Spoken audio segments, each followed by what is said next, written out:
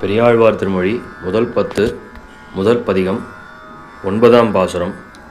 கிடக்கில் தொட்டில் கிழிய உதைத்திடும் எடுத்து கொள்ளில் மருங்க இருத்திடும் ஒடுக்கிப் புல்கில் உதரத்தே பாய்ந்திடும் மிடுக்கிலாமையால் நான் மெலிந்தேன் நங்காய்.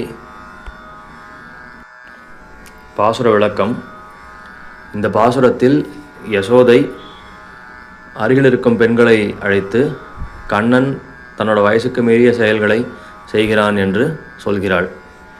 அதாவது தொட்டிலில் விட்டால் தொட்டில் கிழிந்து போகும்படி காலால் உதைக்கிறான். இடுப்பில் வைத்து கொள்வோம் என்று இடுப்பில் எடுத்து வைத்து கொண்டால் இடத்தை விட்டு நழுவி இடுப்பை முறித்து விடுகிறான். சரி, இவன் ஒரு செயலும் செய்ய முடியாமல் மார்பில் நினைத்து கொள்வோம் என்று மார்பில் தழுவிக்கொண்டால் கால்களினால் வயிற்றை உதைக்கிறான். இப்படி இந்த சேஷ்டைகளை பொறுக்க வல்ல சக்தி இந்த குழந்தைக்கு எப்படி இருக்கும்? என்னாலேயே இதை தாங்கிக் கொள்ள முடியவில்லையே, இந்த குழந்தைக்கு எங்கிருந்து சக்தி வரும் என்று நினைத்து தாயாகிய நான் மிகவும் மெலிந்து விடுகிறேன், இளைத்து விடுகிறேன் என்று பெரியாழ்வார் யசோதை பாவனையை ஏறிட்டு கொண்டு பாசுரம் பாடுகிறார்.